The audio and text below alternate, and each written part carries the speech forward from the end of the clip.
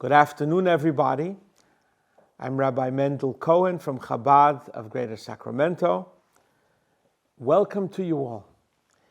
We're discussing today a very interesting topic that plagues our country, especially since COVID-19, where people were at home next to the refrigerators, and the problem that us as human beings have of overeating.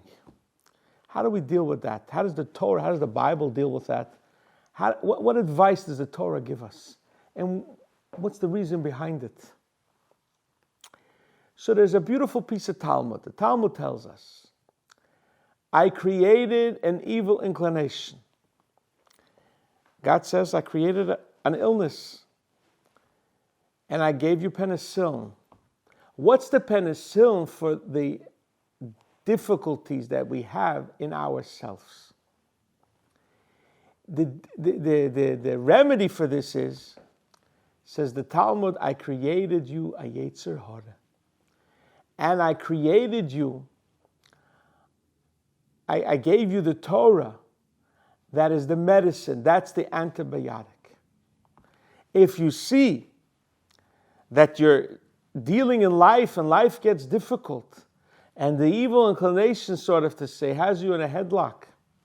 Says the Talmud in Brachot, Moshcheyu lebeis hamedrash, take him into the study hall, learn some words of Torah. The words of Torah don't have to necessarily speak about the problem that you have, that you're facing, that you're struggling with. But the mere fact that your head is full of words of Torah, that cures you. It says by Joseph, when they threw him into the pit, it says, V'haboy reik ein b'mayim. They threw him into the pit. It was empty, the pit. There was no water. We know every word in the Bible is not extra. So the Talmud asks, why does it say the pit was empty, there was no water? If it was empty, we know there's no water. Empty means empty. Says the Talmud in the tractate of Shabbat that there was no water, but there were snakes and scorpions. That's why Joseph's life was in danger. It's brought down, there's no water, but there were scorpions. Because there was no water, because there weren't the words of Torah. The words of Torah are like water, like the prophet Isaiah says. Whoever is thirsty, let him go drink. If you want to cleave to God, there is a vehicle through which one cleaves to God, the words of the Torah. So when your mind is empty and doesn't have words of Torah inside, automatically some crazy snakes and scorpions will get you. You have a medicine, you have an oxygen tank. Grab onto it and you'll be safe.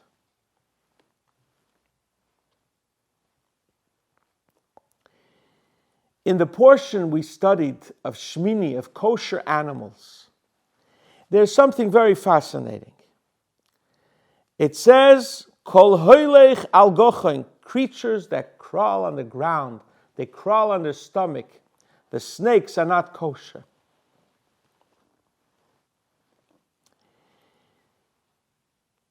It's very interesting. The Talmud tells us that why were the original scholars called sofrim, scribes? Sofrim could mean people that count.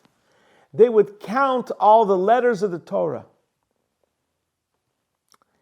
And they figured out that the Vov, from the word stomach, gachon, that Vov is the middle letter. It's the middle point of the whole Bible.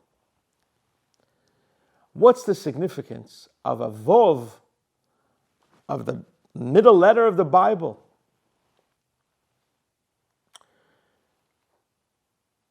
So there's a fascinating Maharsha on the Talmud. He explains like this. When something connects two things, it's the middle point. It's higher than both, and it connects them.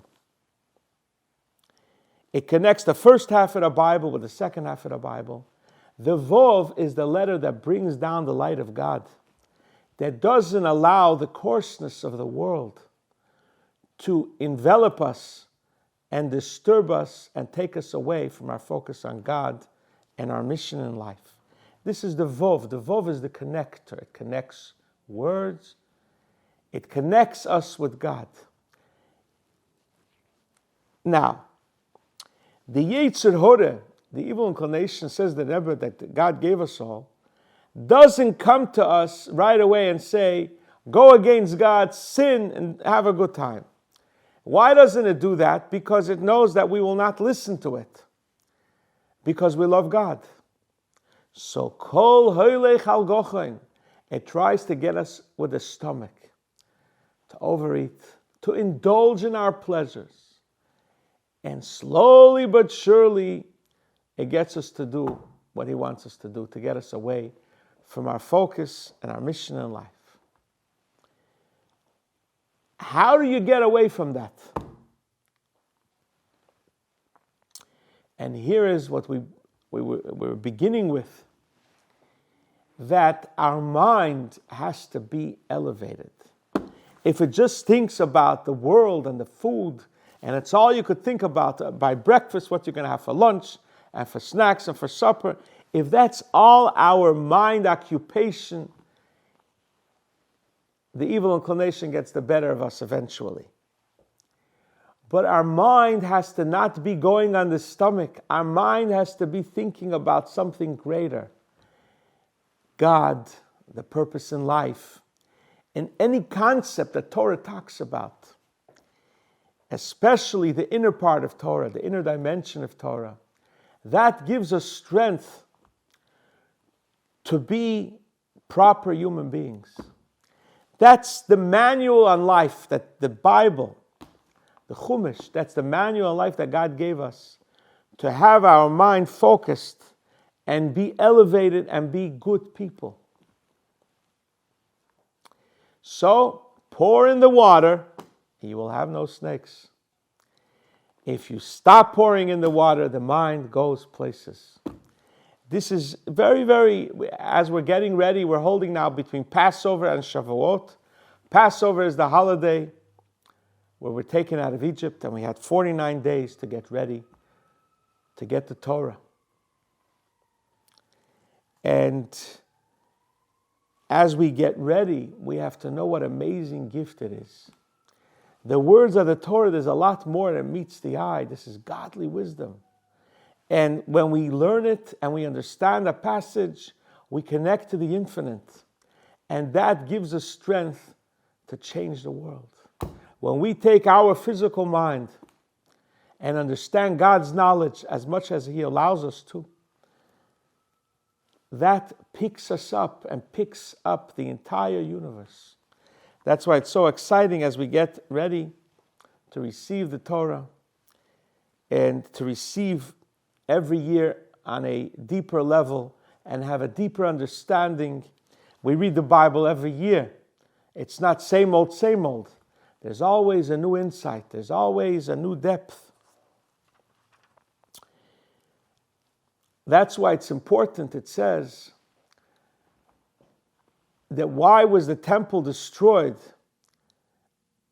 Because they didn't make a blessing before they read the Bible. Now the question is asked, okay, they didn't make a blessing. That's why they should destroy the temple and have all the exiles. So there's a beautiful Bach.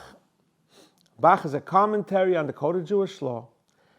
And in chapter 47, he says, if you don't make a blessing before you study the Torah, you don't realize that it's God's word. You're reading Shakespeare. You're not realizing that these are the words that connect you to the infinite. That's where exile and destruction and separation occurs. Same as in our life. Our destructions, our pitfalls, is because there's a disconnect. The reason the pitfalls and the difficulties happen is because after that we get a deeper connection and appreciation of the Chumash, of the Torah that we study, that gives us strength. So as we get ready for this amazing event on Shavuot, receiving a deeper dimension of the Torah, everyone in their understanding, we get ready with learning Pirkei Avot, which are things that help us purify our character and be kosher human beings. You see, kosher has many translations. People, the simple idea of kosher food has a circle U and a circle K, then it's kosher. But there's a lot more to kosher. There is, even when you eat kosher, to eat it in order to be able to serve God, to be able to do our mission on earth, not just to dig in. That's also kosher. Also, there's a kosher heart, a kosher mind. Anxiety and worry is not something kosher, but it happens to us because there's a disconnect. So may God help us. I just have to make a disclaimer. There are some people that do suffer from anxiety, and that's real. A definition in the brain of some medicine, some things that the brain doesn't produce, and they need to help with that. So they shouldn't just say, I'll just ignore that. Go see a doctor and get help. But a lot of people have anxiety just because of a disconnect. All they need to know is to connect and to study the Torah as much as you can, as much as you can understand. And that is your rope. That is your oxygen. That will help you get through life in a healthy, good way. We find the same idea in the Bible with Noah. God tells Noah, there's a flood. God tells Noah, go into the ark. What does go into the ark mean? So the Holy Baal Shem Tov said, go into the ark of prayer and study.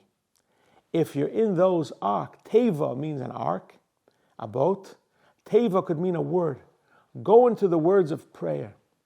Go into the words of Torah. We could pray and not go into the words, just say the words, and it has no meaning to us. We're just doing it out of route. Go into the words, feel the words. Understand that you're talking to God, the creator of heaven. Pour your heart out. Give him all your difficulties. Like they say, don't tell God how big your problems are. Tell your problems how big God is. Go into the words. This is the raft that God gives us in the raging waters of life. We all have raging waters. Ooh, this is going to go wrong. That's going to go wrong. And the world's going to turn over 6 million times. What's going to be and what's going to be? How are we going to make it? What's going to be? There is one way to deal with this. One way. You could take drugs and escape this world, but that's not a good way. There's a way God created us. He said, I gave you the Yetzer Hara, I gave you the raging waters, the worries and the anxieties of life. And I gave you a raft to save yourself, the words of Torah. If your head is about the words of Torah, everything disappears. It's all good. And you feel God's hand, and you have a kosher heart and a kosher mind. So this is the little trick that the Yetzer Hara plays on us to get us disconnected. God bless us all to be connected and to be happy people and do our mission on life until we'll ultimately do the mission where we'll have a perfect world. God bless you all.